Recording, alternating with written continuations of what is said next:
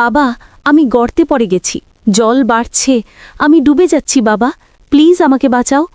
2026 সালের 16ই জানুয়ারি রাত 12:40, কনকনে শীতের রাতে এক অসহায় বাবার ফোনে ভেসে আসে তার একমাত্র ছেলের এই শেষ আর্তনাদ। ঘটনাস্থলে পুলিশ ছিল, ফায়ার ব্রিগেড ছিল, আর ছিল শত শত উৎসুক জনতা। তবুও চোখের সামনে তিলে তিলে 90 মিনিট ধরে মৃত্যুর সাথে পাঞ্জা লড়ে হেরে গেলেন 27 বছরের এক তরুণ ইঞ্জিনিয়ার। স্মার্ট সিটি নয়ডার চাকচিক্যের আড়ালে লুকিয়ে থাকা এই অন্ধকার সত্যিটা আজ আপনার গায়ের লোম খাড়া করে দেবে। নমস্কার, ওয়েলকাম টু শর্টস আপ। আজকের এপিসোডে আমরা বিশ্লেষণ করব নয়ডার সেক্টর 150-এর সেই ভয়াবহ দুর্ঘটনা, যা প্রমাণ করে দিয়েছে যে আমাদের সিস্টেম কতটা ঠুনকো। কিভাবে প্রশাসনের গাফিলতি কেড়ে নিল এক তরতাজা প্রাণ। চলুন ঘটনার গভীরে যাওয়া যাক। যুবরাজ মেহতা, বয়স মাত্র 27, পেশায় সফটওয়্যার ইঞ্জিনিয়ার। গুরুগ্রামের অফিস থেকে নিজের মারুতি গ্র্যান্ড ভিটারা গাড়িটি নিয়ে নয়ডার বাড়িতে ফিরছিলেন তিনি। কিন্তু সেক্টর 150-এর এটিএস লি গ্র্যান্ডিওজের মোড়ে অপেক্ষা করছিল এক মরণ ফাঁদ।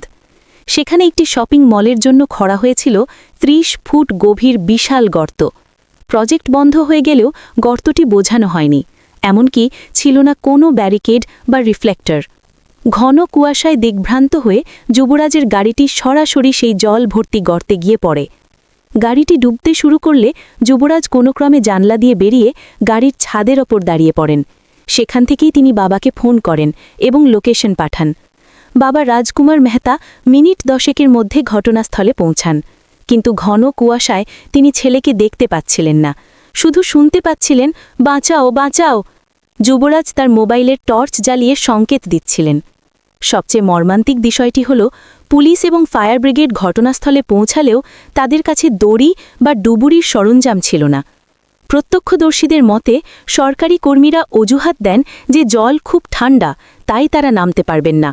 প্রায় 1.5 ঘণ্টা পর মনিন্দর নামের এক ডেলিভারি বয় নিজের প্রাণের ঝুঁকি নিয়ে জলে ঝাঁপ দেন, কিন্তু ততক্ষণে অনেক দেরি হয়ে গেছে।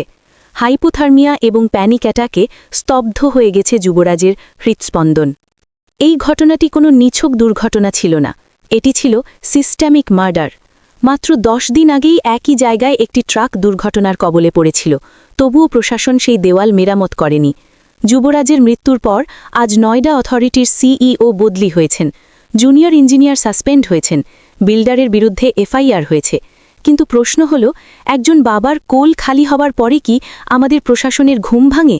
90 মিনিট ধরে বাঁচার আকুতি জানিয়েও যদি দেশের রাজধানীতে কাউকে মরতে হয়, তবে উন্নয়নের সংজ্ঞাটা আমাদের আবার ভাবতে হবে। এই ঘটনা থেকে আমাদেরও শিক্ষা নেওয়া উচিত। রাস্তায় কোনো বিপদ দেখলে চুপ না থেকে আওয়াজ তুলুন, কারণ পরের ভিকটিম আমি বা আপনিও হতে পারি। ভিডিওটি ভালো লাগলে লাইক করুন এবং এমন আরও গুরুত্বপূর্ণ খবরের বিশ্লেষণের জন্য চ্যানেলটি সাবস্ক্রাইব করে বেল আইকনটি টিপে দিন। দেখা হচ্ছে পরের ভিডিওতে। ধন্যবাদ।